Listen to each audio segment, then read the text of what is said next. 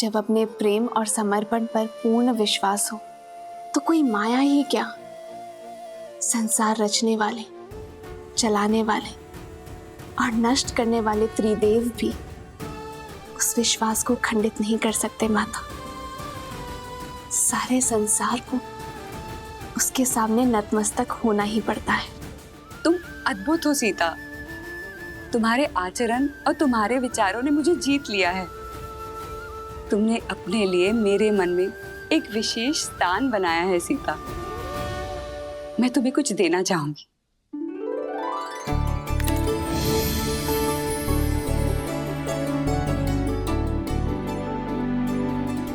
ये दिव्य आभूषण लो सीता। ये मैंने स्वयं देवताओं से प्राप्त किए हैं। नहीं माता, मैं कैसे? माता बोलकर माँ की दी हुई भेंट अस्वीकार कैसे कर सकती हो? माता पिता के दिए हुए आभूषण भविष्य में संकट आने पर पुत्री का सहारा बन सकते हैं। ये भविष्य में आने वाले संकट में तुम्हारी सहायता करेंगे सीता।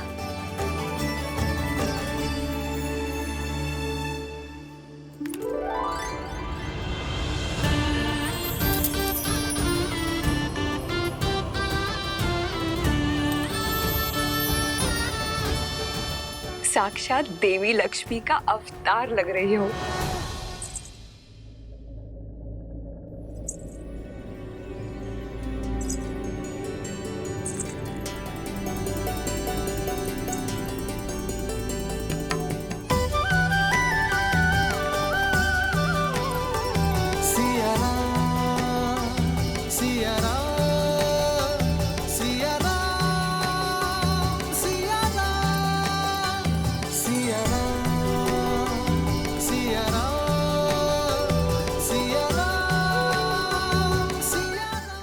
का आग्रह था तो?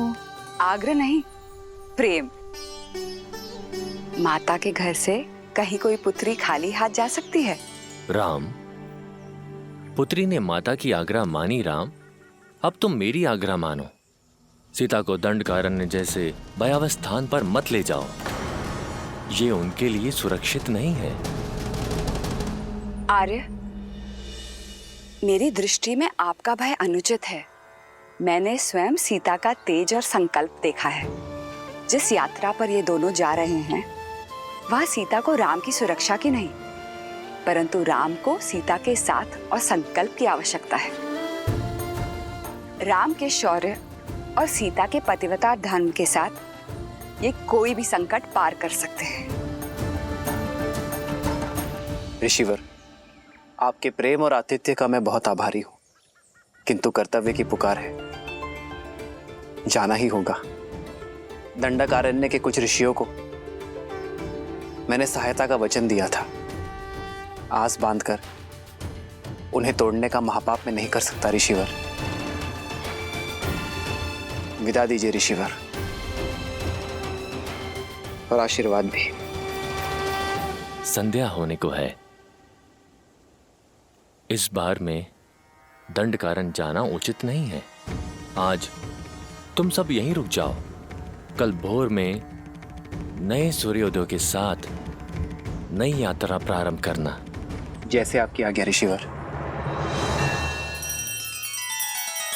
श्री रामचंद्र कृपालु भजु मन हरण भव भय दारुणम। नव कंज लोचन कंज मुख कर कंज पद कंजारुणम।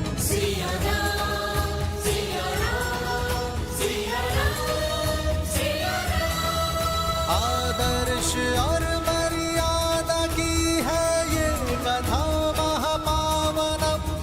काट मद श्री से मिला दे श्रीमद रामायणम। श्रीमद रामायणम।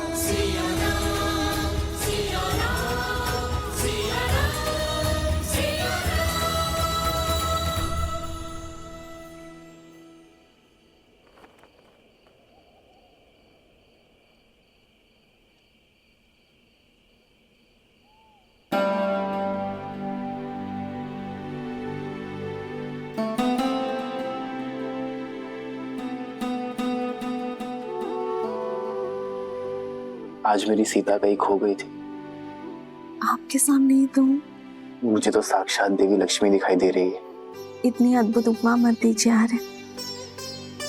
मैं केवल सीता हूँ,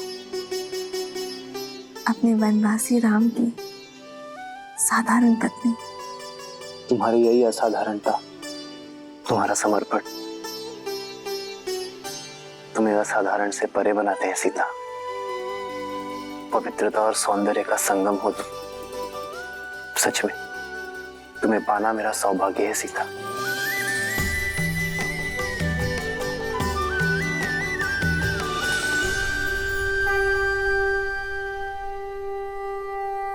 विजयी भव। आयुष्मान भव। राम, एक माता की ये सीख स्मरण रखना, लक्ष्य जितना बड़ा हो मार्ग उतना ही कठिन होता है। अपरिचित संकटों से घिरा है वो स्थान। तुम तीनों की सतर्कता और साथ यही कवच है। एक पल के लिए भी कोई असावधानी मत करना। अवश्य माता।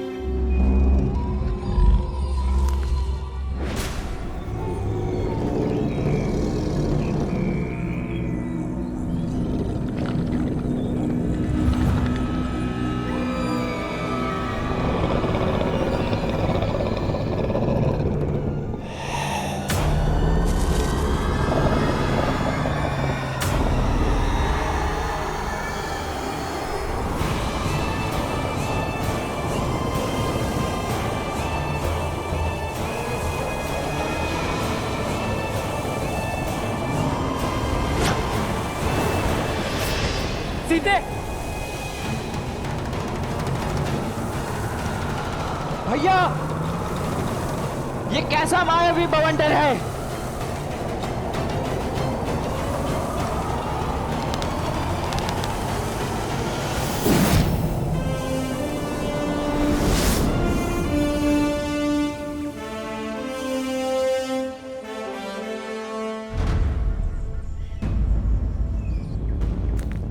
भैया, वो देखिए।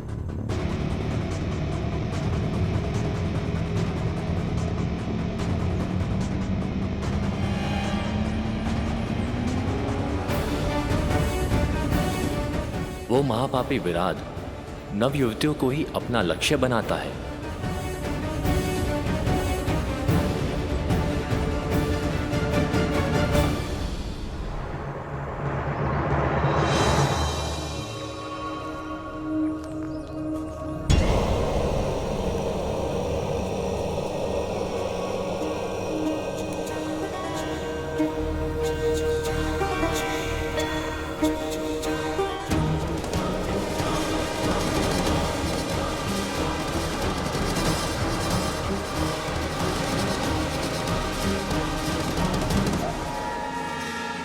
घर की सेना के अंग विराट के आतंक से संपूर्ण दंडकारण्य दूषित है।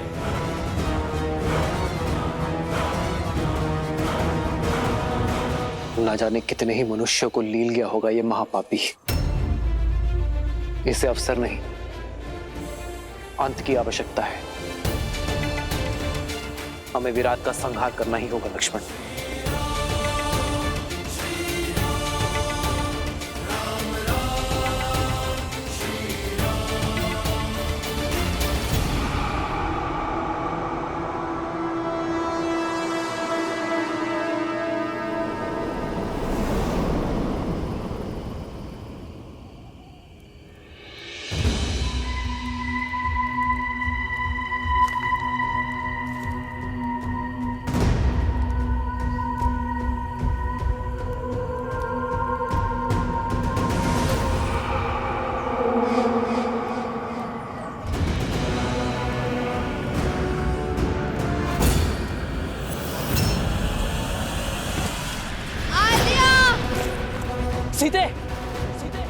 श्री राम, भैया लक्ष्मण रक्षा कीजिए।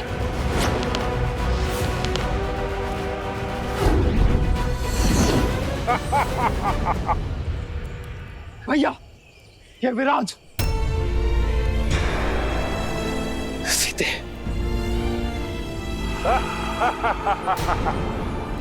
आद्या, भैया लक्ष्मण रक्षा कीजिए।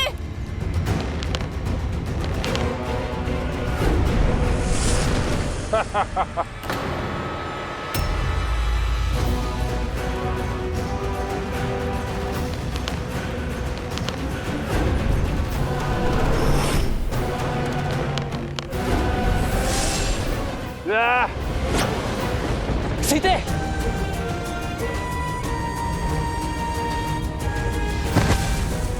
सीते, उठो सीते।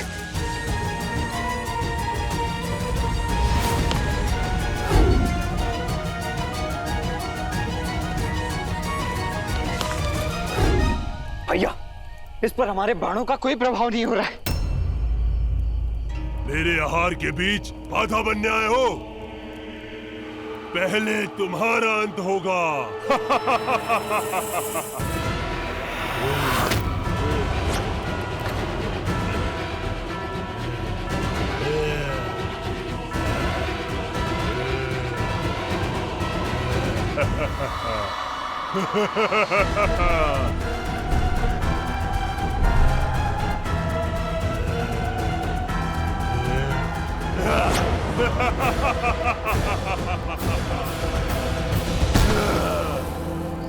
बड़ा दुखदाई और कष्ट भरा अंत होगा तुम्हारा।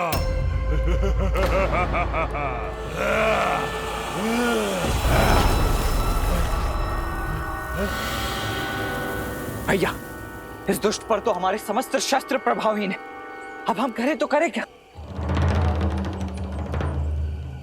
एक वीर का सबसे बड़ा शस्त्र स्वयं उसका बल होता है लक्ष्मण। लक्ष्मण, मल्ल युद्ध का प्रशिक्षण स्मरण है ना?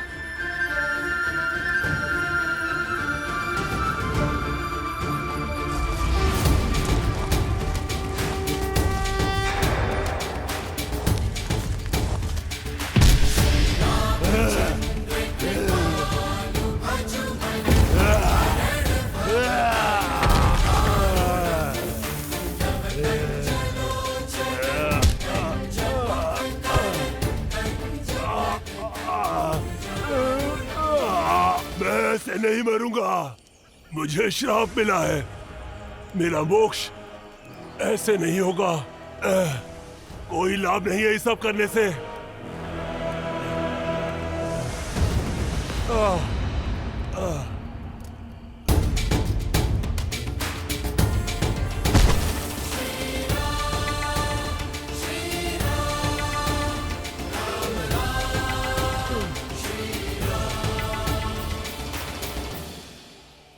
मुझे जीवित की धरती में गाड़ दीजिए राघव, तभी मैं इस नरकीय जीवन और अपने इस शाप से मुक्त हो पाऊंगा।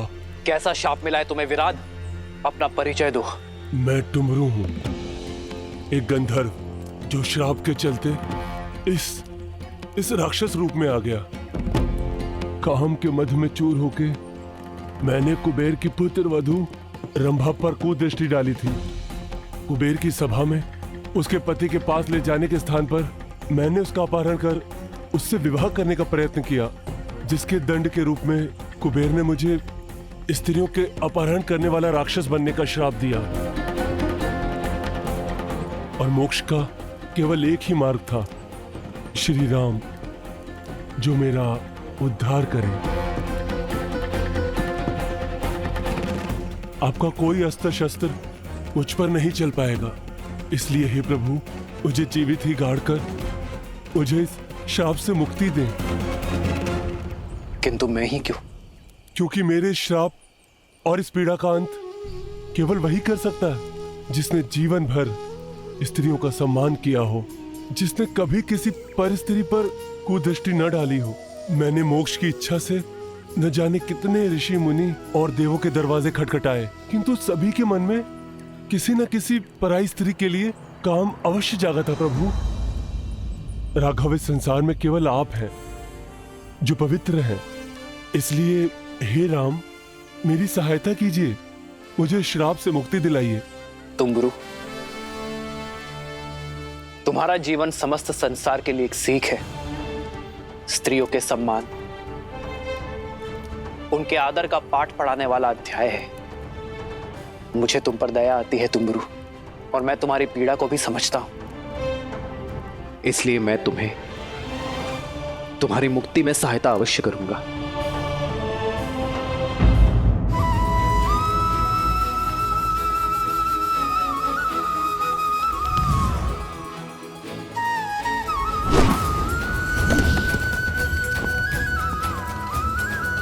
आदर्श और मर्यादा की है ये कथा महापावनम। काटे मद श्री से मिला दे श्रीमद् रामायणम, श्रीमद् रामायणम, श्रीमद् रामायणम। अब धन्य है मर्यादा पुरुषोत्तम राम, आपने मुझे मुक्त कर दिया। मैं एक गंधर्व हूँ, संगीत ही मेरा जीवन है और मेरा धर्म भी। अब मेरा संगीत सदा आपके ही गुणगान गाएगा। अब आप दक्षिण दिशा में पंचवटी की ओर प्रस्थान कीजिए, अगस्त ऋषि के आश्रम की ओर। दंडक में राक्षसों का आतंक है और राक्षसों का राजा है महाबली लंकेश रावण। रावण के अधर्म और उसके अत्याचारों की कोई सीमा नहीं है। इस दंडकारण्य में न जाने कितने मानव भक्षक छोड़ रखे हैं उसने। और इस राक्षसी सेना का प्रमुख है खर, जो रावण की छाया बनकर अपने भाई दूषण के साथ मिलकर अपने इस आतंक से धर्म और मर्यादा का गला घोट रहा है। अधर्म और पाप के इस जाल से बचने के लिए, धर्म और पुण्य की स्थापना के लिए प्रभु आपको ऋषि सरभंगा के मार्गदर्शन की आवश्यकता है। वही आपको ऋषि अगस्त तक पहुंचाएंगे। केवल ऋषि अगस्त्य ही हैं जो राक्षस राज और उनके अंत के ज्ञाता है। शीघ्र जाइए राम, ऋषि सरभंगा के जीवन की डोर को आपके दर्शनों की आस ने ही थाम रखा है। फिर तो हमें इसी क्षण निकलना होगा।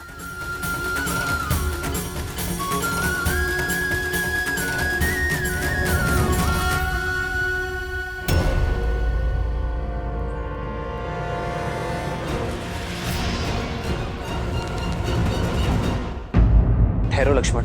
भैया, ये अवश्य ही राक्षसों का कोई गुप्तचर है। इससे पूर्व कि ये अपने साथियों को हमारी सूचना दे, मुझे इसका अंत कर देने दीजिए। लक्ष्मण, भागते हुए पर वार करना धर्म के विरुद्ध है लक्ष्मण। और फिर ये कैसे मान ली जाए कि वो गुप्तचर ही है? रघुकुल की मर्यादा और सम्मान उनके वंशजों के शौर्य में है लक्ष्मण, कुटिलता में नहीं। फिर तो हमें इसका पीछा करना चाहिए भैया। अब यही हमें खर तक ले जा सकता है। लक्ष्मण, हमारा उद्देश्य केवल खर का अंत नहीं, संपूर्ण राक्षस राज का अंत है। हमें ऋषि शरभंग के पास जाना चाहिए। उनका मार्गदर्शन हमारी प्रतीक्षा कर रहा है लक्ष्मण। जी भैया। स्वामी, श्री राम की कथा सुनने में बड़ा आनंद आता है, किंतु वनवास के कुछ ऐसे क्षण हैं जो मुझे आहत कर देते हैं। मैं समझता हूं देवी, परंतु वृक्ष की छाया के सुख का आभास तभी होता है जब व्यक्ति कड़ी धूप में अपने तन को बहुत देर तक जलाए। ये प्रसंग संसार के लिए इसलिए आवश्यक है क्योंकि ये संसार को ये शिक्षा देते हैं कि पीड़ा एक बहुत बड़े उद्देश्य की पूर्ति का साधन भी होती। बात आपकी उचित है, किंतु मोक्ष के बाद विराट ने जिन संकटों के बारे में कहा था वो क्या है? उद्देश्य जितना पावन होता है, मार्ग में कठिनाइयां भी उतनी अधिक आती हैं। और श्री राम का तो उद्देश्य ही संसार से बुराई का अंत करके भलाई का परचम लहराना, अधर्म का नाश कर धर्म की स्थापना करना और अभी तो इस यात्रा का आरंभ हुआ है देवी। यूं समझ लीजिए देवी कि श्री राम दंडकारण्य के भीतर नहीं, संकट और समस्याओं के एक माया जाल के भीतर जा रहे हैं। विराट तो केवल एक श्राप के कारण दानव बना, परंतु ऐसे कई दुष्ट जिनका स्वभाव ही है पाप कर्म करना, जिन्हें ऋषियों, मुनियों और सज्जन व्यक्तियों को पीड़ा देने में आनंद आता है, उनका अंत भी तो श्री राम को ही करना है। भगवान विष्णु के अवतार के लिए भला क्या कठिन हो सकता है?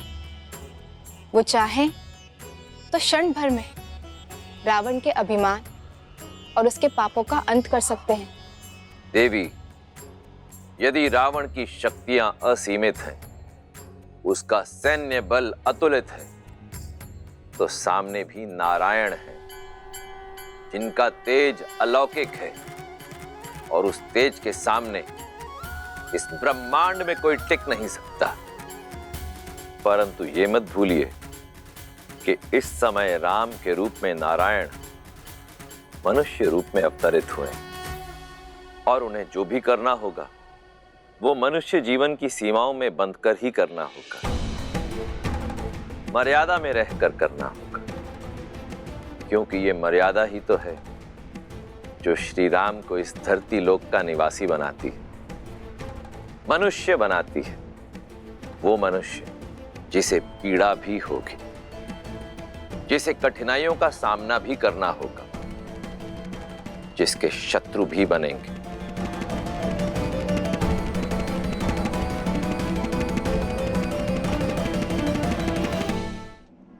देवी, इस समय राम के रूप में नारायण मनुष्य रूप में अवतरित हुए हैं। वो मनुष्य जिसे पीड़ा भी होगी, जिसे कठिनाइयों का सामना भी करना होगा, जिसके शत्रु भी बनेंगे, और समय आने पर उन शत्रुओं से निपटने के लिए मित्रों की सहायता की आवश्यकता भी पड़ेगी। पर ऐसा कौन है जो श्री राम की सहायता कर पाने में सक्षम हो? मैं ही नारायण का दास, मैं ही उनका भक्त, मैं ही उनका मित्र, मैं ही उनका सखा। मेरा अंशावतार हनुमान श्री राम की सहायता के लिए वानर सेना को सज्ज कर रहा है। अपने गुरु सूर्य के मार्गदर्शन में उनका नेतृत्व करने के लिए सज्ज हो रहा है। उन्हें केवल युद्ध कौशल और रणनीति का पाठ ही नहीं पढ़ा रहा, अपितु आध्यात्म और अनुशासन की शिक्षा भी दे रहा है। परंतु ये तो स्वयं हनुमान भी नहीं जानता कि किष्किंधा पर कितना गहरा संकट आने वाला है।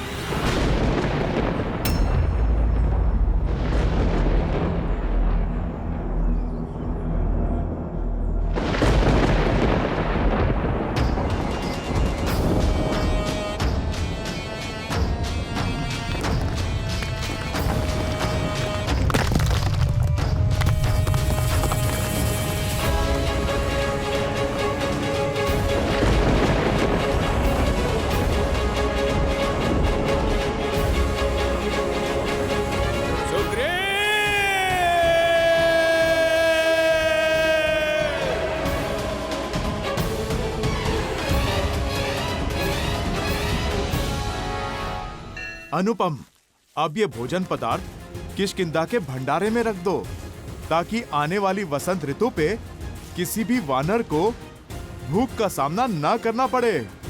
चलो दल, जल्दी चलो। अद्भुत हनुमान।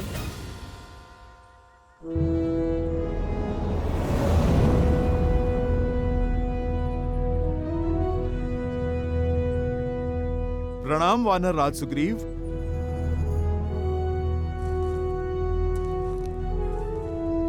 सेनापति हनुमान, अद्भुत है आपकी सूझबूझ, और धन्य है हम कि हमें आपके जैसा सेनापति मिला। आपकी सूझबूझ के कारण हमें नया जीवन दान मिला।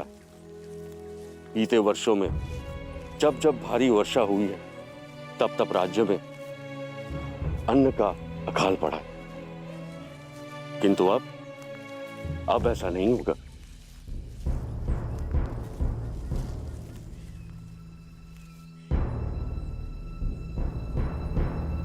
नदी का जल बहुत ही बढ़ा हुआ है। उस पार जाने के लिए जल का स्तर कम हो, उसकी प्रतीक्षा करनी होगी। महाराज सुग्रीव, जो निराशावादी होते हैं वो परिस्थिति अनुकूल होने की प्रतीक्षा करते हैं। जो कर्म पे विश्वास करते हैं वो परिस्थितियों को अनुकूल कर लेते हैं।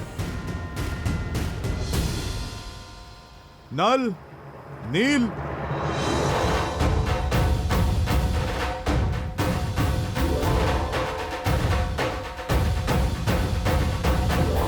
नल और नील, तुम में बुद्धि और बल दोनों हैं। मैंने देखा है तुम्हें वृक्ष की बेलों से वृक्षों के बीच सेतु बनाते हुए। तो चलो आज इस नदी पार हम सेतु बनाते हैं। जो आज्ञा सेनापति।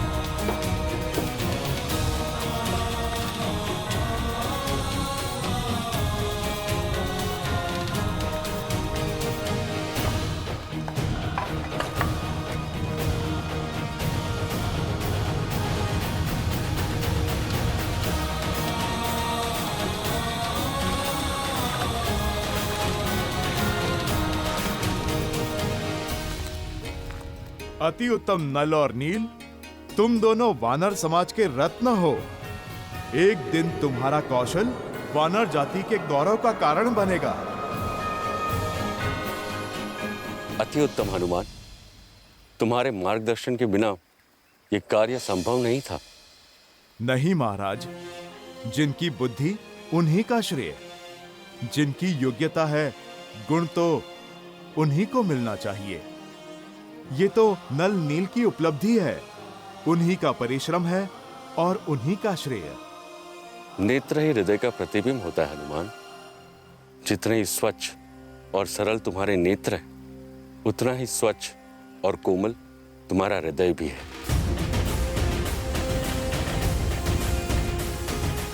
आपको सच में हमारा बनाया सेतु अच्छा लगा सेनापति?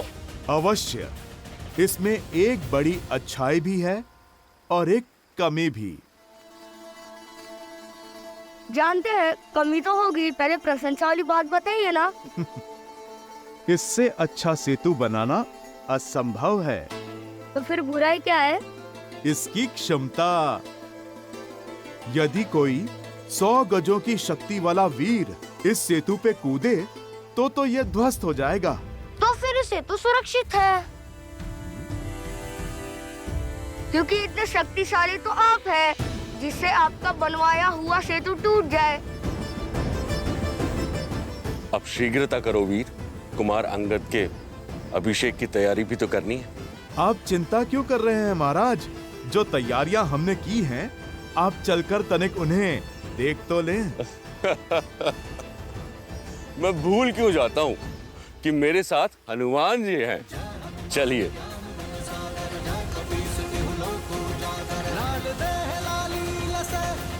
लाल लगूर वज्र देह दानव तलन, जय जय जय कपीसूर।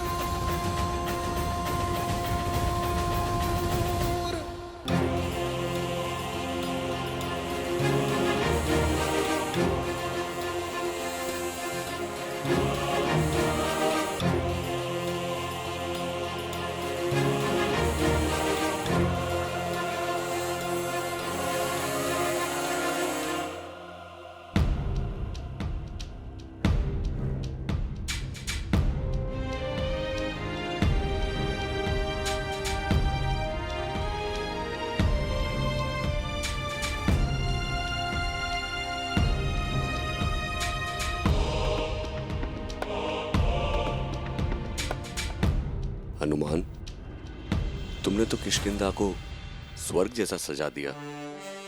सब कुछ कितना सुंदर लग रहा है। स्वयं विश्वकर्मा भी इतनी सज्जा नहीं कर पाते।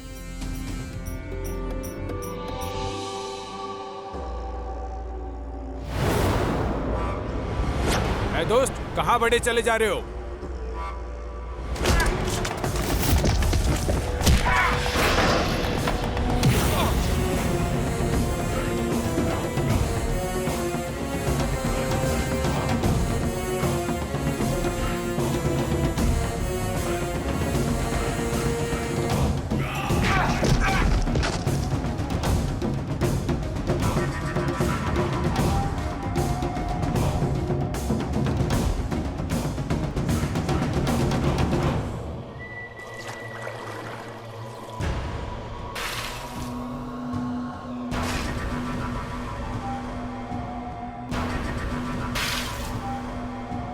महाराज बाली, महाराज बाली।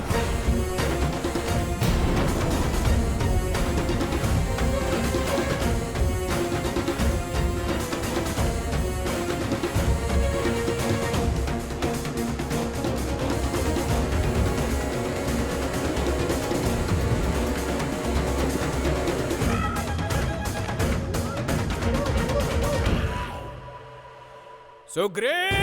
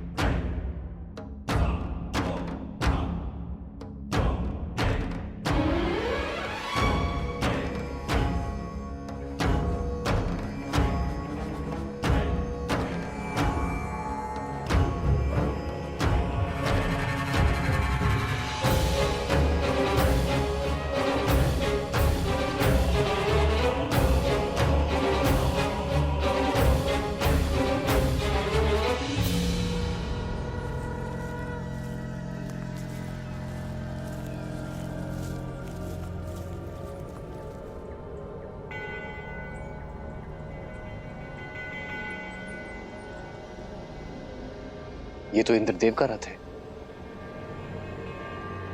वो अवश्य ऋषि शरभंगा को लेने आए होंगे। हमें शीघ्र ही चलना चाहिए। ऋषि शरभंगा से मिलना इतना महत्वपूर्ण क्यों है श्री राम के लिए? श्री राम के जीवन की एक अत्यंत महत्वपूर्ण कड़ी है ऋषि शरभंगा, जो वन में अपनी सांसों की डोर थामे श्री राम की प्रतीक्षा कर रहे हैं, ताकि उनसे भेंट होने पर उन्हें ऋषि अगस्त्य तक पहुंचाकर अपना कर्तव्य निभा सके। अद्भुत है ऋषि शरभंगा की कर्तव्य परायणता, जहां वो अपना कर्तव्य निभाने के लिए स्वयं देवराज इंद्र के स्वर्ग आने की मनुहार को भी कई बार ठुकरा चुके हैं।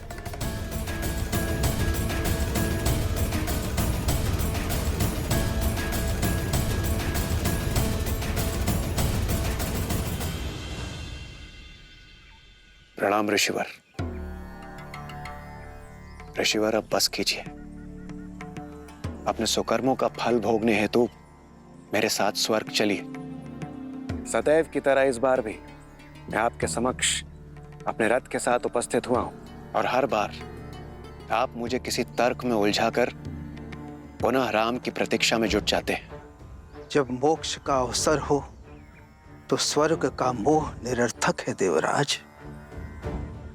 मेरे जीवन का अंतिम उद्देश्य तो अपनी निर्जीव शरीर को श्री राम के चरणों में निछावर करना ही है, और श्री राम अवश्य आएंगे।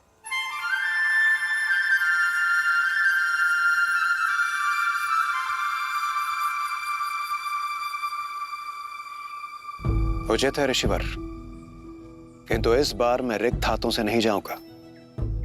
आपको मेरे साथ स्वर्ग चलना ही होगा।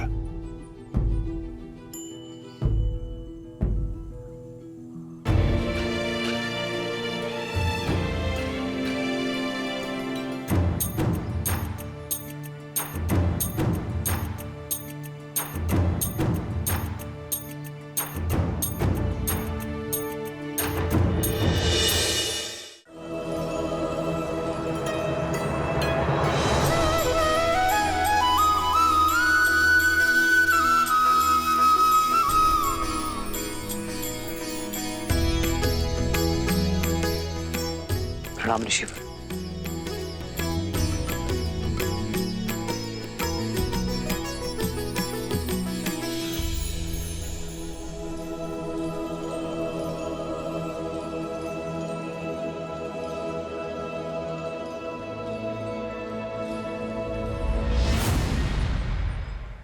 बैठिए ऋषिवर, बैठिए।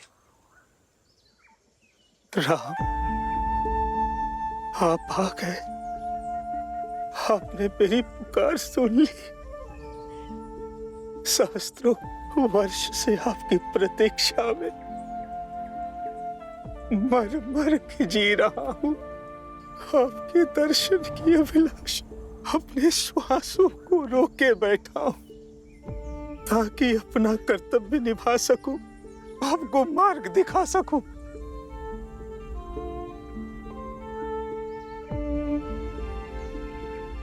कर्तव्य के लिए आपका संघर्ष हमारे लिए प्रेरणा है ऋषिवर।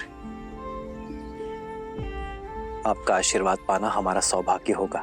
मृत्यु पाने से पहले आपके मार्गदर्शन का दायित्व मिला था, अब जिसे निभाकर शांति से मर सकता हूं। राम, अपने कर्तव्य, अपने उद्देश्य की पूर्ति के लिए आपको ऋषि अगस्त से मिलना होगा, किंतु उनसे मिलना इतना सरल नहीं। वो दंडकारण्य में किसी गुप्त स्थान पर रहते हैं, इस जग से, इस हिंसा से दूर। उनकी खोज के लिए सर्वप्रथम उस वृक्ष को खोजना होगा जिसका मुख मनुष्य जैसा है। वही उनका मार्ग बताएगा। ऋषि अगस्त्य वो दीप है जो रावण और उसके सेनापति घर के अंधकार को समाप्त करने का मार्ग प्रज्वलित कर सकते हैं। अब मुझे अपनी गोद में सर रखकर मोक्ष दीजिए प्रभु, मोक्ष दीजिए। बहुत थक चुका हूं।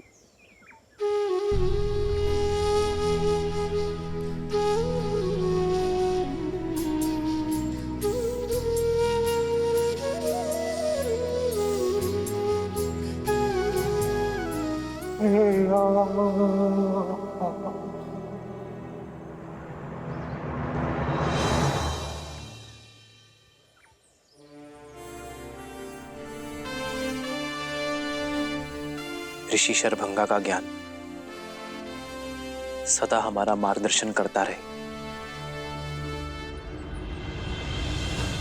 चलो लक्ष्मण, इनके अंतिम संस्कार की तैयारी करते हैं।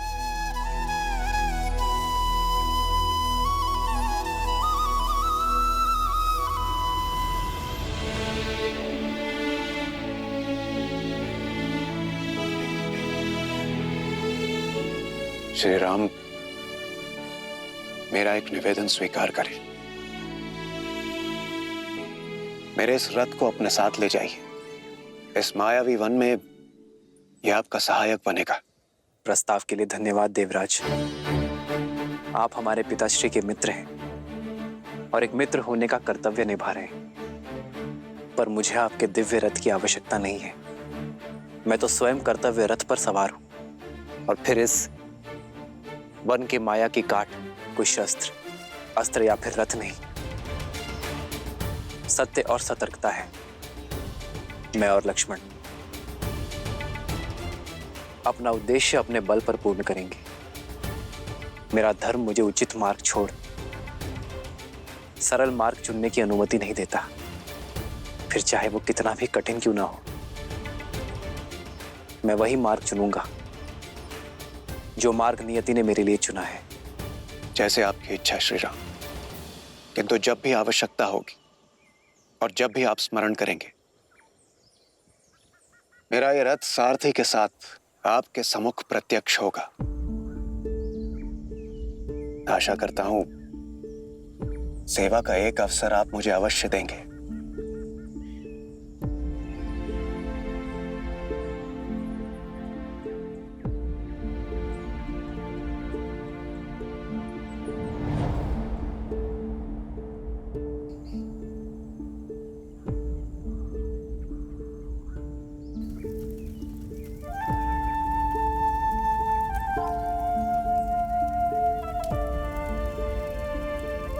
श्री राम, आपके जाने से पूर्व आपको कुछ दिखाना चाहता हूं।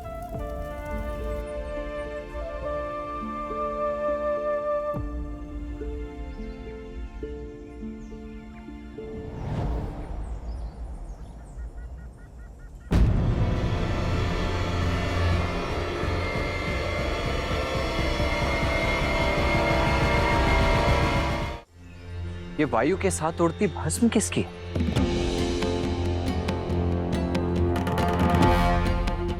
आइए आप स्वयं देख लीजिए।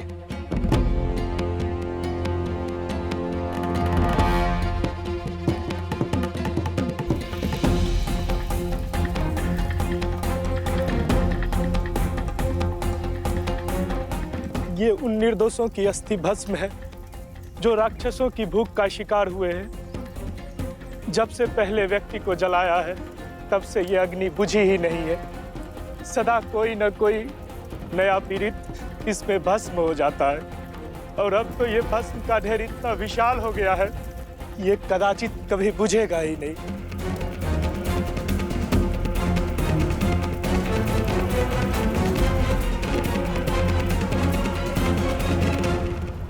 वचन है दशरथ नंदन राम का, इस वन को खर के प्रकोप से मुक्त करूंगा। इस वन में बसने वाले हर एक राक्षस का संहार करूंगा। दंडकारण्य में धर्म और शांति स्थापित करूंगा।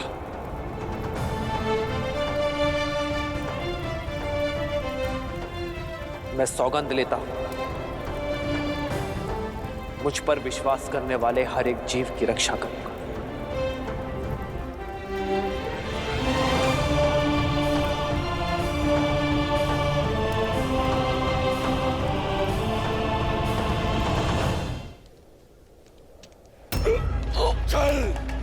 चल किया है तूने मेरे साथ, समस्त वानर जाति के साथ। मैंने कोई छल नहीं किया बाली भैया। झूठ, भाई नहीं, विश्वासघाती है तू। जानबूझकर मुझे उस गुफा में लेके गए, मेरा साथ देने का ढोंग किया तूने, जबकि तुझे पता था कि वो राक्षस वहां पे मेरी प्रतीक्षा कर रहा है। नहीं भैया, मुझे उस राक्षस के षड्यंत्र के बारे में कोई भनक नहीं थी। फिर से झूठ, बार बार तेरे झूठ बोलने से तेरी कुटिलता छिप नहीं जाएगी कायर। गुफा पर शीला लगाया, यदि मैं उस राक्षस से जीत भी जाऊं तो मैं बाहर ना आ सकूं। बस महाराज बाली, बहुत हुआ आरोप प्रत्यारोप।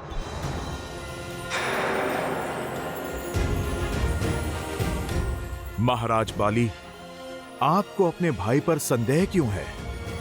आपको ऐसा क्यों लगता है कि महाराज सुग्रीव ने आपसे छल किया है? क्योंकि उसकी कुदृष्टि सदा से ही थी मेरे राज्य के ऊपर और मेरी पत्नी के ऊपर।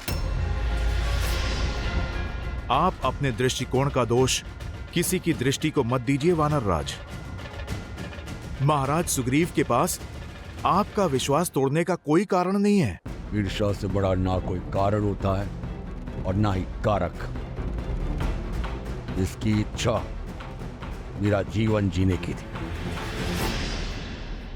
महाराज आप क्षमा करें, सारी वानर जाति जानती है महाराज सुग्रीव से अधिक विश्वसनीय ना कोई भाई है और ना ही कोई मित्र। तुम्हारे इस विश्वसनीय मित्र ने मेरे विश्वास की हत्या की है। मेरी पत्नी, मेरा पुत्र, मेरा राज्य सब चुरा लिया है उसने। ये सत्य नहीं है। बोल रहा हूं दुष्टा। सुग्रीव ने जो कुछ भी किया उसका मोल तुम हो। तुम मेरे मृत्यु की प्रतीक्षा में थी ना कि तुम दोनों एक हो सको, वाह कर सको। प्रेम तो कभी तुमने मुझसे किए ही नहीं। नहीं वानर श्रेष्ठ,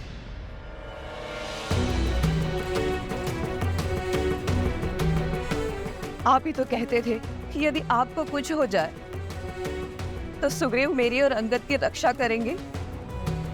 आप तो वानर राज होने के कर्तव्य निभाने में सज्ज थे। आप अपनी प्रजा की सुरक्षा के लिए युद्ध लड़ने में व्यस्त थे। हाँ, लगा रहा मैं युद्धों में, क्योंकि मुझ पर वानर राज होने का दायित्व था। इस विश्वासघाती जैसा जीवन नहीं जीना चाहता था मैं।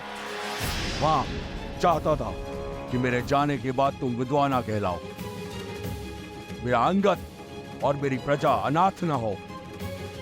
किंतु देखो, कुछ नहीं हुआ है मुझे। मैंने उस मायावी असुर को मार गिराया है और जीत कर भी हार गया बाजी। जिस महाबली को आज तक कोई असुर नहीं हरा पाया, वो अपने ही भाई के सामने उसके षड्यंत्र से हार गया, क्योंकि मेरे विश्वास के बदले मुझे विश्वासघात मिला, अपने भाई से और अपनी पत्नी से।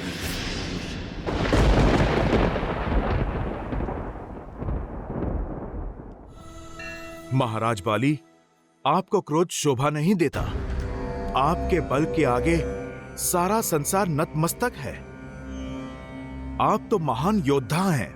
अपने बल को सत्यापित करने के लिए मुझे तुम्हारे समर्थन की आवश्यकता नहीं, हनुमान। यदि यहाँ किसी को मेरी शक्ति पर संदेह है तो आ जाए युद्ध भूमि में। महाराज बाली, मार्ग तो संवाद से भी खोजा जा सकता है। तुच्छ वानर, ये मेरे परिवार का निजी प्रकरण है, तुम बीच में मत बोलो।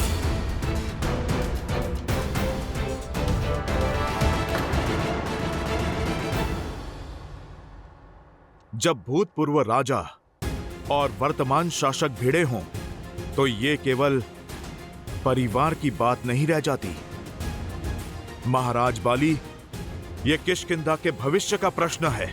और किष्किंधा का भविष्य तुम्हारे सामने खड़ा है। मैं बाली साक्षात किष्किंधा हूं। ये सब मैंने बनाया है। महाराज बाली, माना कि आप एक महान राजा हैं, एक पिता तुल्य भाई हैं। माना कि किष्किंधा का आज आपके बीते हुए कल की देन है, किंतु वो बाली अब नहीं रहे। वानर जाति के कर्ता धर्ता अब नहीं रहे, क्योंकि बाली एक सोच थी जो वानर जाति के भविष्य के लिए प्रयास करती थी। आज जो समक्ष है वो केवल शरीर का एक ढांचा है, जिसमें विष के सिवाय और कुछ भी नहीं। मुझे चुनौती देता है तू? महाराज, मैं तो केवल आपको सत्य से अवगत करा रहा था। मेरा ध्येय किसी का समर्थन करना नहीं है, क्योंकि जब भ्रम का बादल हटेगा तो आपको सत्य का बोध हो जाएगा। समझिए वीर, वानरों का बल और उत्साह तो असीमित है और उद्देश्य भी, और आप में एक महान नायक बनने के सारे गुण हैं। आपके नेतृत्व में कोई भी राक्षस किष्किंधा की ओर आंख तक नहीं उठा पाएगा। किसी राक्षस में इतना साहस नहीं। मैं यहाँ का स्वामी हूं, जो विद्रोह में उठी हर ध्वनि को शांत कर दूंगा। यदि इस मूर्ख को सिंहासन की लालसा है तो सिद्ध करे वो अपनी श्रेष्ठता, उठाए अस्त्र और करे मुझे युद्ध में परास्त। यदि इसकी दृष्टि मेरी पत्नी पर है तो करे प्रहार और ले जाए उसे। यही तो वानर नियम है। जय महावीर हनुमान। नहीं हनुमान, बीच में मत आओ। भैया का क्रोध उचित है, उन्हें करने दीजिए जो उन्हें करना है। कोई बीच में नहीं आएगा। मानली पर आ जाए। कायर, लड़ो।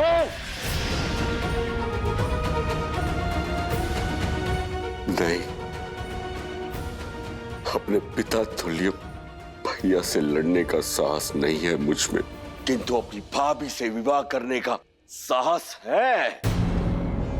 मैंने अपना पूरा जीवन तुम्हें युद्ध कौशल सिखाने में निकाल दिया और तुम अस्त्र उठाने से भयभीत हो, पर ना मैं भयभीत हूं, ना मैंने हार मानी है।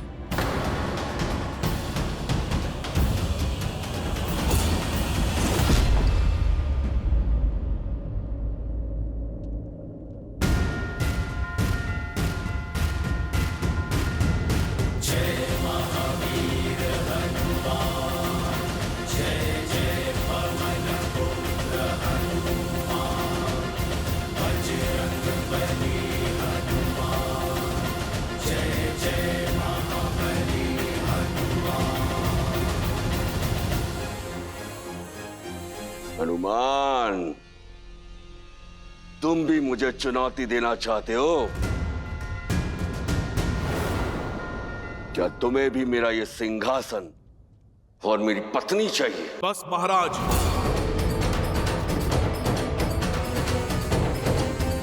आप अपनी सीमा मत लांघिए। ब्रह्मचारी हूं मैं। मुझे ना आपकी पत्नी की चाह है और ना इस सिंहासन की। मेरा उद्देश्य बहुत बड़ा है।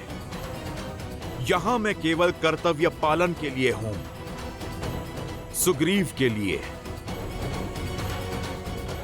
वानर जाति के लिए। महाराज, मैं आपको केवल तर्क से धर्म के पाठ से परिचित करवाना चाहता हूं। आपके नए स्वरूप का आभास करवाना चाहता हूं। अपने प्रभु श्री राम की राह में चलकर राम भक्त बनाना चाहता हूं।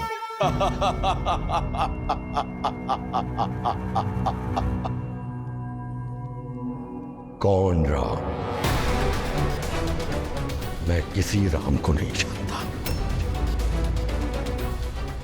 और जब मैं किसी को जानता ही नहीं तो मान कैसे लूं? मुझे केवल इस विश्वासघाती से प्रतिशोध लेना है। हट जाओ हनुमान। चारों से आप लोग। मुझे सिंहासन नहीं,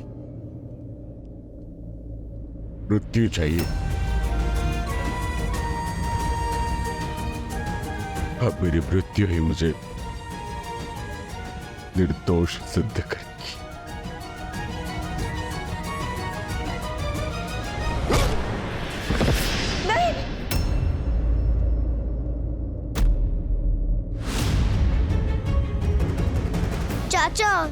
चाचा, चाचा श्री उठिए। चाचा श्री उठिए ना। अंगद, तुम भी इसके साथ हो? दूर हटो इस विश्वासघाती से।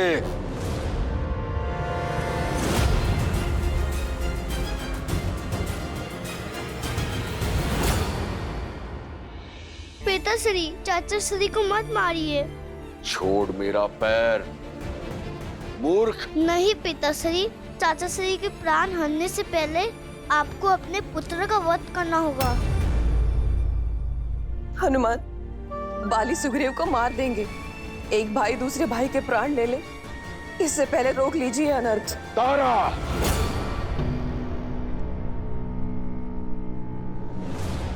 बाली, मैं अवसर दे रहा हूं ताकि तुम्हें सोचने का अवसर मिल सके। जब तुम्हारा क्रोध शांत हो जाए तो प्रतिशोध और परिणाम दोनों के बारे में सोचना। अपने अभिमान की अग्नि में वानर जाति का उज्जवल भविष्य बनने के अवसर की आहुति मत देना।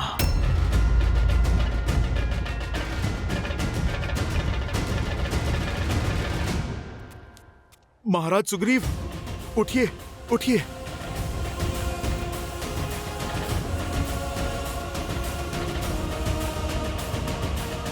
जाने दे रहा हूं तुम दोनों को, क्योंकि मैं अपने अंगद के सामने तुम्हारे प्राण नहीं हरना चाहता, परंतु प्राण दान नहीं दिया है मैंने। चाहे जहां भी छुप जाओ, तुम्हारा राम भी पाली के प्रकोप से नहीं बचा पाएगा तुम्हें।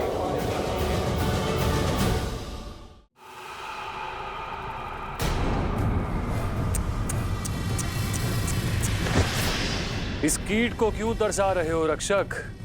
राक्षस वीर घर की जय हो, सेनापति दूषण की जय हो।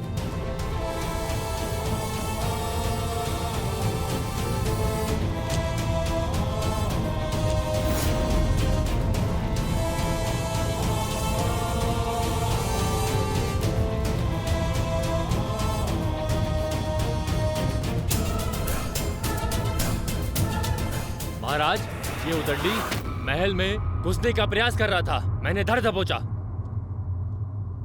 क्यों ऋषि, जीवन से मन ऊब गया है जो स्वयं मृत्यु के गर्भ में चले आए?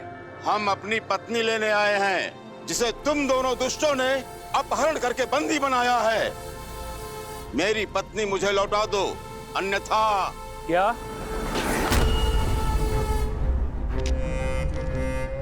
फिर से कहना। आनंद आ गया, पहली बार किसी से चेतावनी मिली है, कानों में अमृत सा घुल गया। हे ऋषि, एक बार फिर से चेतावनी देना।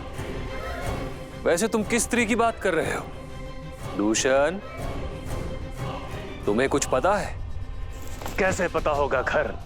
हमने तो अनगिनत स्त्रियों का अपहरण किया है, इतनी स्त्रियों को भोगा है कि अब तो गिनती भी स्मरण नहीं। एक क्षण, पिछले सप्ताह एक ऋषि पत्नी को लाया गया था, अद्वितीय सुंदरी। कदाचित ये ऋषि उसी का पति है।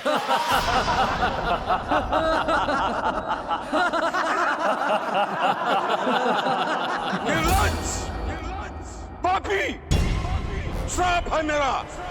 जिस गति से तुम अपना पाप का घड़ा भर रहे हो, उसी गति से तुम्हारी मृत्यु तुम्हारे पास आ रही है।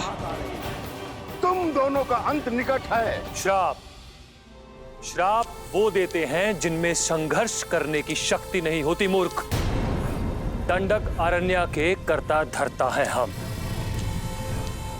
राक्षस राज रावण के सौतेले भाई और प्रतिनिधि हैं हम लोग। इस वन के स्वामी है हम लोग। दंडक के भगवान हैं हम। अब बताओ, भगवान को मारने का साहस किसमें है? तुम में नहीं ना? तुम जानते हो कि भगवान क्या कर सकता है? जानते हो?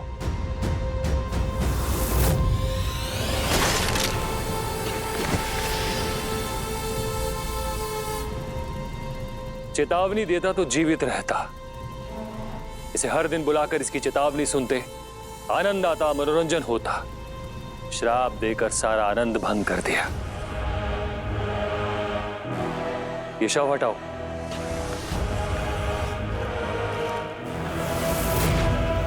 भैया,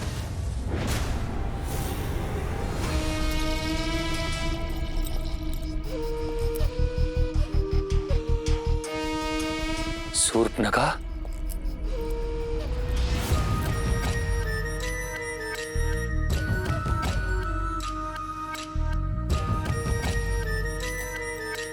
आज लंका छोड़ के दंडकारण्य में कैसे आना हुआ? रावण भैया की आज्ञा का पालन करने।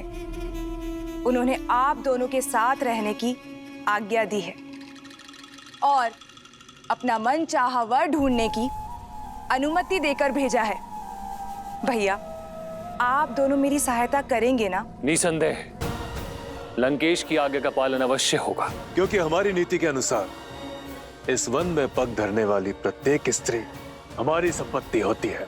और सभी पुरुष मेरे खिलौने। हाय, अधर्म और संहार ही राक्षस राज है। महाराज कर, महाराज कर, महाराज राक्षस राज संकट में है। क्या हुआ?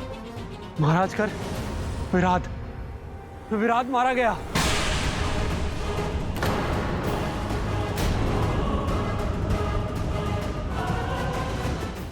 विराट, महाकाय महाबली, जिसे किसी भी शस्त्र से मारा नहीं जा सकता, वो कैसे मारा गया?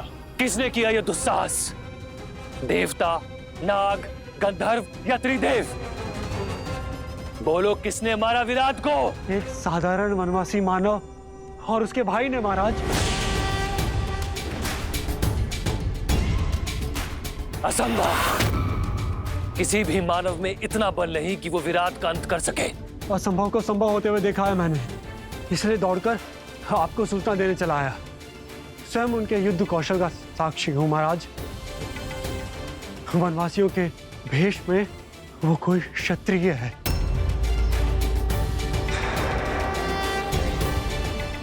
महाराज, दो भाई हैं वो, राम और लक्ष्मण, और उनके साथ एक सुंदरी भी है।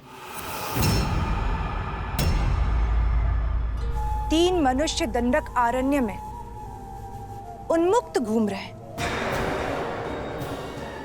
साहसी वनवासी, उसका भाई और पत्नी भी।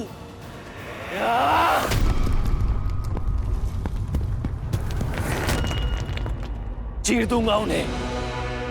दंडक अरण्य के राक्षस राज को चुनौती देकर कोई जीवित नहीं रह सकता। एक क्षण खर भैया, उस स्त्री का विवरण दो। कैसी दिखती है वो?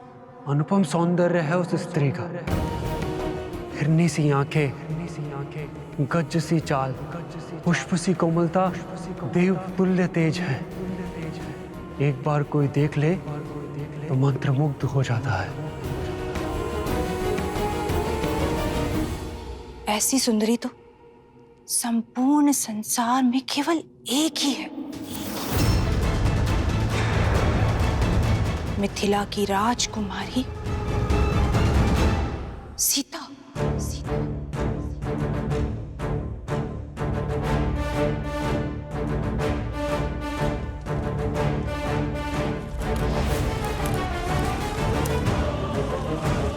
भैया सावधान।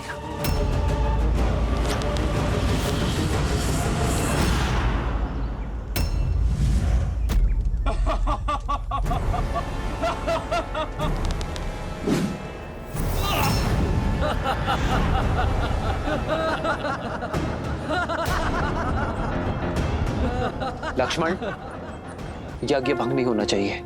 जी भैया।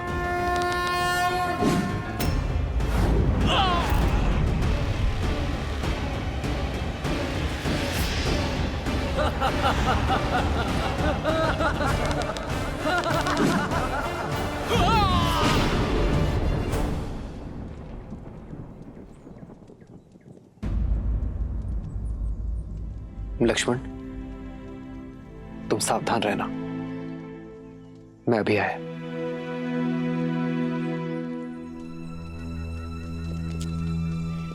क्या हुआ सीते? कुछ नहीं आ रहा। एक पति और पत्नी के बीच रहस्य कब से रहने लगे? ऐसी कोई बात नहीं यार। तो चिंता का कारण बताओ सीता।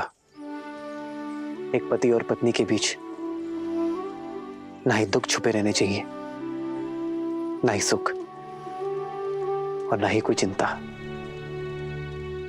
मुझे ये सब देखकर उचित नहीं लग रहा है।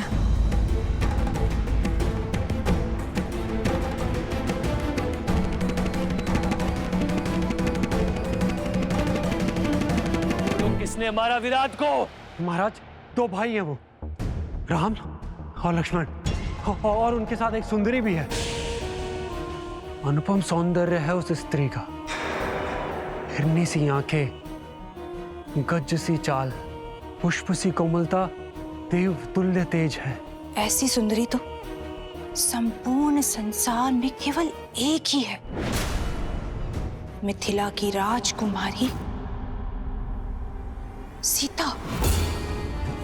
सीता? यदि सुंदरी है तो विलंब कैसा? अभी उसे विधवा करके अपने महल में ले आता हूं। इतनी भी क्या शीघ्रता है भैया? मुझे लगता है कि उन पर कोई भी प्रहार करने से अधिक श्रेष्ठ होगा कि हमें रावण भैया को इस विषय में सूचित करना चाहिए। मुझे पूर्ण विश्वास है कि इस सूचना से भैया को विश्व विजय सी प्रसन्नता मिलेगी।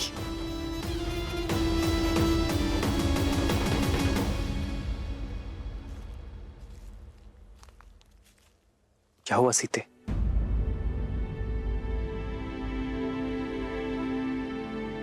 कुछ नहीं आ रहा। एक पति और पत्नी के बीच ना ही दुख छुपे रहने चाहिए, ना ही सुख, और ना ही कोई चिंता। मुझे ये सब देखकर उचित नहीं लग रहा आर्य। और हिंसा तो सबसे बड़ा धर्म है ना, फिर धर्म के पथ पर चलने वाले हिंसा का पालन कैसे कर सकते हैं आर्य? उचित कहा तुमने सीते। अहिंसा से बड़ा कोई धर्म नहीं है, किंतु कई बार शांति पाने के लिए युद्ध करना आवश्यक हो जाता है सीते। और हिंसा तो हम हर क्षण करते हैं। हम जब श्वास लेते हैं तो न जाने कितने सूक्ष्म जीव मारे जाते हैं। हम जब धरा पर चलते हैं तो न जाने कितनी वनस्पति, कितने कीट कुचले जाते हैं। श्वास लेना एक व्यवस्था है सीता, और व्यवस्था को स्थापित करने के लिए की गई कठोरता हिंसा नहीं होती। किसी निर्दोष पक्षी के प्राण लेना हिंसा है, किंतु किसी निर्भक्षी का संहार करना, उसका अंत करना धर्म की स्थापना है। हम उनका नाश कर रहे हैं जो संसार में अव्यवस्था फैलाना चाहते हैं। आपका कथन उचित है आर्य, किंतु फिर भी इतने सारे प्राणों की बलि देखकर मन अशांत होता है आर्य। जानता हूं सीता, ये सरल नहीं है, किंतु आवश्यक है। इन राक्षसों का नाश ही संसार का उद्धार करेगा, जग में शांति स्थापित करेगा, और निर्बलों की सुरक्षा के लिए शस्त्र उठाना होगा। किंतु हमें अपने कर्मों का फल भी तो भोगना होगा ना? अवश्य भोगना होगा। हमारे जीवन में अनेक कठिनाइयां आएंगी, किंतु यह यात्रा बलिदान की यात्रा है। अपने परिवार के लिए एक व्यक्ति का बलिदान देने में कोई बुराई नहीं है। वैसे ही गांव के लिए परिवार का बलिदान, राष्ट्र के लिए गांव का बलिदान, संसार के लिए राष्ट्र का बलिदान, और धर्म के लिए संसार का बलिदान। तो बताओ सीता, तुम मेरा साथ दोगी?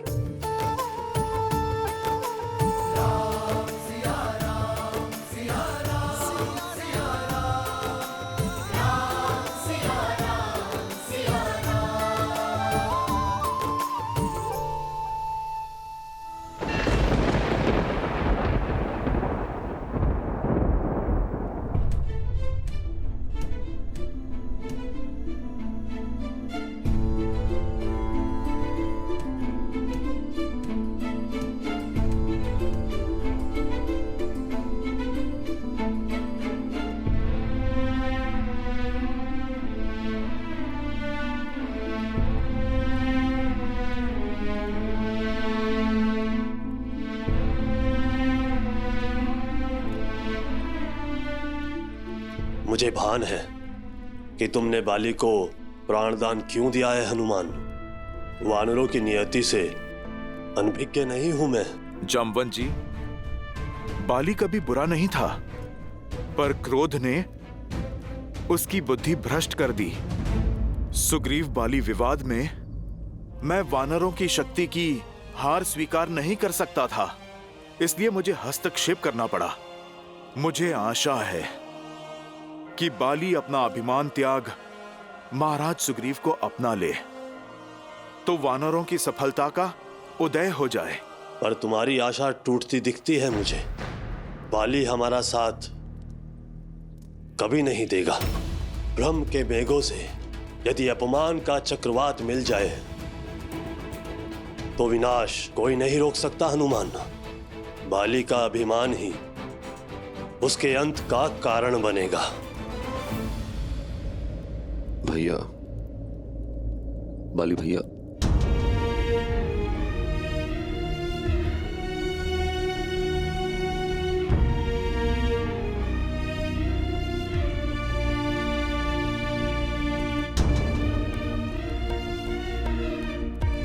हनुमान, बाली भैया को प्राण दान देकर तुमने मुझे जीवन दान दिया। महाराज सुग्रीव, परंतु मुझे खेद है, बाली जैसा बुद्धिमान व्यक्ति कैसे सत्य नहीं देख पा रहा।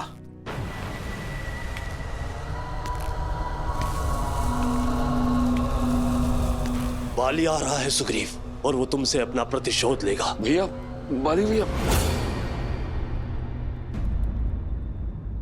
उस ओर।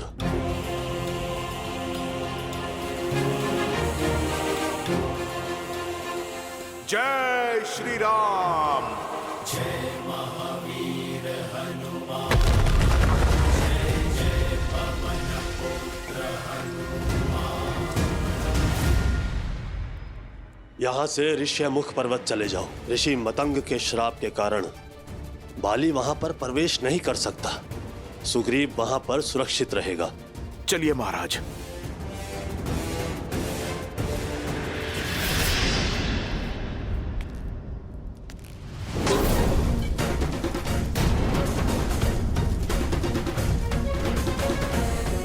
मुझसे बचकर नहीं जा सकते हो तुम सुग्रीव। मैं तुम्हें पाताल से भी खोज लूंगा। ऋषिमुख पर्वत पर पहुंचने से ही पहले मार दूंगा मैं तुझे।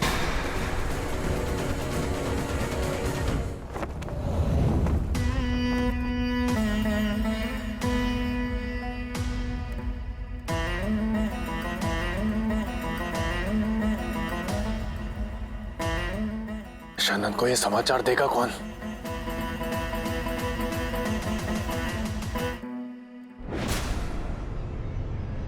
भाई की गंध मुझसे छुपती नहीं कर। और उससे भी बड़ी बात, ये गंध मुझे भाती नहीं।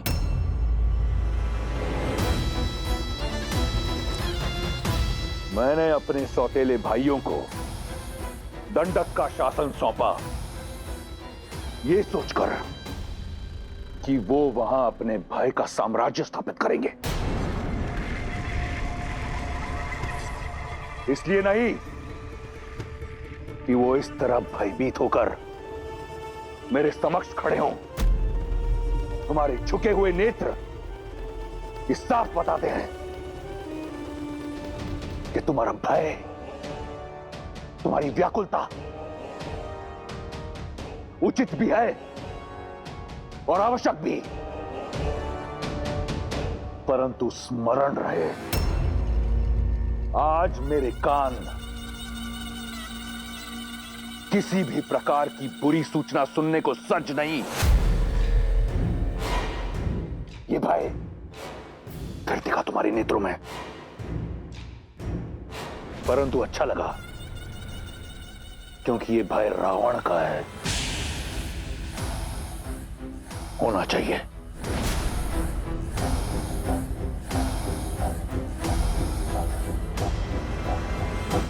भयदान दिया तुम्हें, बोलो। भैया, लंकेश विराट मारा जा चुका है। तो विराट रावण नहीं, काल जिसके वश में हो। परंतु लंकेश, विराट का संहार एक वनवासी मनुष्य के हाथों हुआ है। किंतु वो एक साधारण व्यक्ति नहीं है। अयोध्या नरेश दशरथ के पुत्र राम और लक्ष्मण है, और उनके साथ एक सुंदरी भी है, राम की पत्नी मिथिला कुमारी सीता।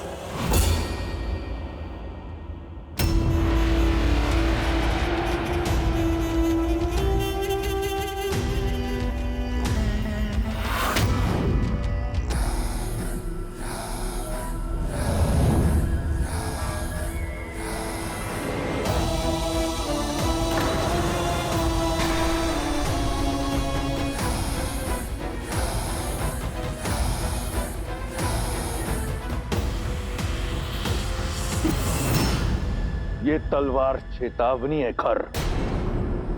वन का दायित्व तुम्हारा है, तो उसमें उपजी समस्या मेरी क्यों?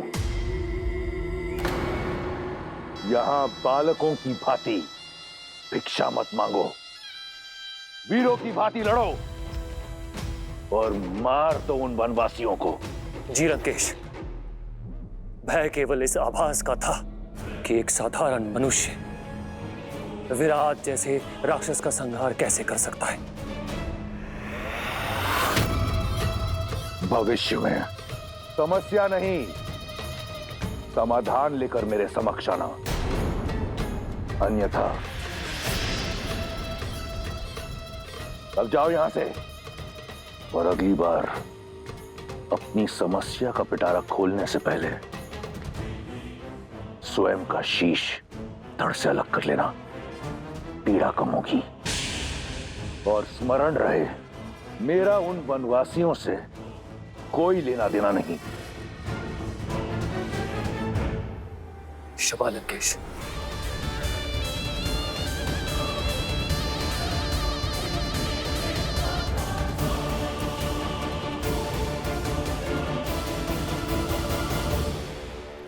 नहीं स्वामी, ऐसा मत कीजिए। क्यों ना करूं? उसने मेरे स्वाभिमान को ठेस पहुंचाई है। मुझे नीचा दिखाने के लिए उसने तुम्हें अपनी पत्नी बनाया। अब प्रतिशोध का एक ही मार्ग है, रूमा से विवाह। ऐसा अनर्थ मत कीजिए स्वामी। क्यों? क्यों ना करूं? वो करे तो नियम, और मैं करूं तो अनर्थ। जो नियम सुग्रीव पर लागू होता है, तुम पर लागू होता है, वो मुझ पर क्यों नहीं? क्योंकि सुग्रीव ने आप ही के आदेशानुसार उस गुफा के मुख पर चट्टान रखी थी। आप ही के आदेश पर उसने किष्किंधा को संभाला था। और स्वामी, आपने तो रूमा को पुत्री समान प्रेम दिया है, तो अब क्यों प्रतिशोध की आग में आप अपना सम्मान, अपना गौरव और अपने धर्म को भस्म कर रहे हैं? क्यों अधर्म करके नर्क के भागी बन रहे स्वामी? चट्टान तब रखनी थी जब मेरी मृत्यु हो जाती, तब। लेकिन रक्त बहकर बाहर आया था। वो रक्त नहीं था। वो उस मायावी की माया भी तो हो सकती थी ना। सुग्रीव की चाल भी तो हो सकती है। नहीं चाहिए मुझे धर्म, नहीं चाहिए मुझे स्वर्ग, और ना ही मोक्ष। यहाँ राज शक्ति और युक्ति से होता है, और ये दोनों ही अपार है मेरे पास। इसीलिए राज भी मेरा होगा और रूमा भी। सुग्रीव को मूल्य तो चुकाना ही होगा। सैनिकों, रूमा को मेरे समक्ष प्रस्तुत करो। रुक जाइए स्वामी, अंगद के विषय में तो सोचिए। वो भी बालक है, उस पर क्या प्रभाव पड़ेगा? उसके लिए यह प्रशिक्षण होगा। वो भी तो देखे कि वानर राज कैसे बना जाता है।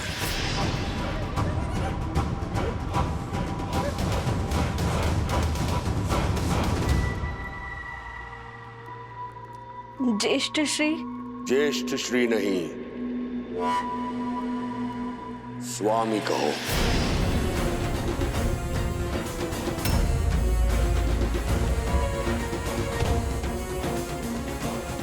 आज से तुम मेरी पत्नी हो। आज रात्रि मैं सुग्रीव का वध करके तुम पर अपना अधिकार रखूंगा।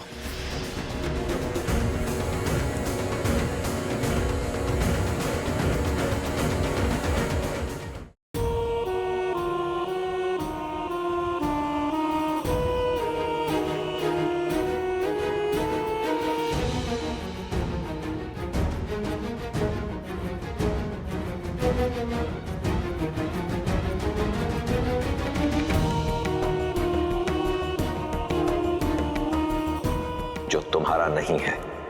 उसे पाने की लालसा छोड़कर जो है उसी में संतुष्ट रहना सीखो।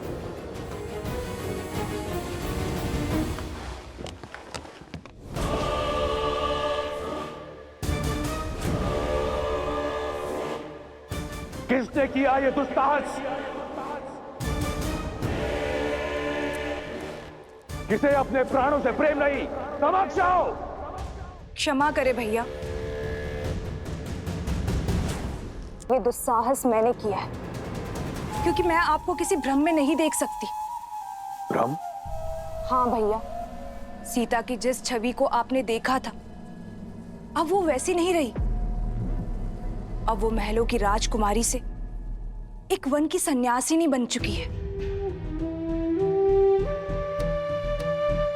तनिक सोचिए भैया, सीता के सौंदर्य और तेज के बारे में। आपके साथ लंका की स्वामिनी के रूप में खड़े होकर वो कैसी लगेगी? उसका प्रारब्ध आप ही के आने की प्रतीक्षा में है। बेचारी, जिस राजकुमार से विवाह किया उसके पास राज्य तो छोड़िए, कांटों से बचने के लिए पांव में पादुका तक नहीं। जिस स्त्री को लंका की मखमल शैया पर होना चाहिए वो पथरीली चट्टानों पर सो रही है। लंका की सुगंधित और कमलों से सज्जित सरोवर के स्थान पर जोंक और कीड़ों से भरे वन्य तालाबों में स्नान कर रही है।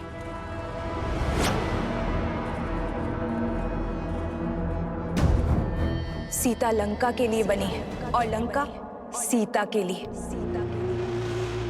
ये शब्दों का खेल मेरे साथ मत खेलो। मैंने तुमसे परामर्श नहीं मांगा, आदेश दिया था दंडक में निवास करने का। जाओ। भैया, मैं आपके भीतर चल रहे इस द्वंद्व को समझती हूँ। चाहे वर्षों लग जाए, उस घने विशाल दंडक वन में मैं खोजूंगी सीता को। आपके समक्ष तभी आऊंगी जब उन दोनों भाइयों की अंत का कारण बनूंगी। न राम, न लक्ष्मण और न ही कोई ऋषि साथी, कोई भी रावण की बहन के इस प्रकोप से बच नहीं पाएगा। सीता पर केवल मेरे भाई लंकेश का अधिकार होगा।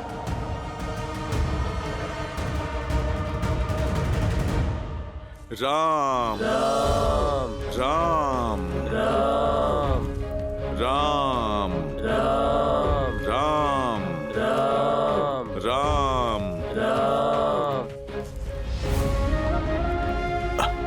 महाराज, बस कुछ देर और, हम लोग ऋषिमुख पर्वत के निकट हैं। राम राम राम राम। रुक जाइए महाराज।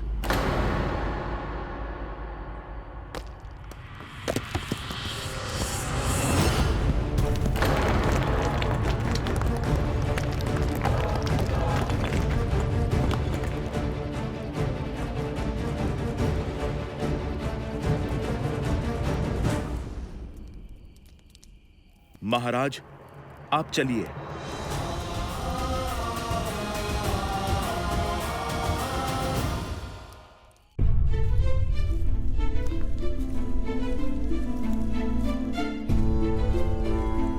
बालपन में बाली भैया कितना प्रेम करते थे मुझसे। तुम देखना हनुमान, बाली भैया को उनकी भूल का पश्चाताप अवश्य होगा। हमारे मत मिले ना मिले, हमारे मन अवश्य मिलते हैं। महाराज सुग्रीव, प्रभु श्री राम करे आपका कथन सत्य हो, परंतु ये समय भावनाओं में बहने का नहीं, योजनाओं को सफल करने का है। ऋषिमुख पर्वत तो समक्ष है और योजना तो ऋषिमुख पर्वत पर आने की थी ना। ये सारे पेड़, ये ऋषिमुख पर्वत की सीमा ही तो है। महाराज, आप चिंता ना करें, मैं बाली के हर एक प्रहार से आपको बचा लूंगा। परंतु हनुमान, यदि तुम बाली भैया के समक्ष गए तो वो तुम्हारी आदि शक्ति छीन लेंगे। मेरी यही योजना है कि मैं उनके समक्ष नहीं, उनके पीछे रहूं और मैं महाराज बाली को ऋषिमुख पर्वत की सीमा तक खींच के लाऊंगा। जैसे ही उनका पग ऋषिमुख पर्वत की सीमा को छुएगा, उन्हें मिला श्राप उनके प्राण हर लेगा। परंतु ये होगा कैसे हनुमान? और भैया के प्राण? महाराज सुग्रीव, यदि जीवित रहना है तो आप मुझ पर विश्वास कीजिए।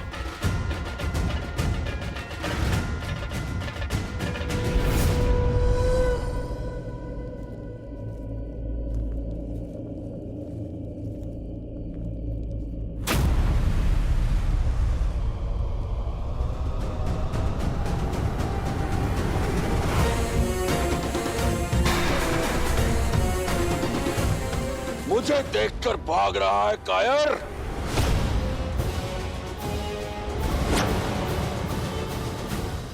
प्राण जाए फिर भी मैं आपसे युद्ध नहीं करूंगा भैया। अब प्राणों के सिवाय बचा क्या है तेरे पास कायर? अब तो राज्य भी मेरा और रूमा भी। अब मत रोकिएगा महाराज सुग्रीव।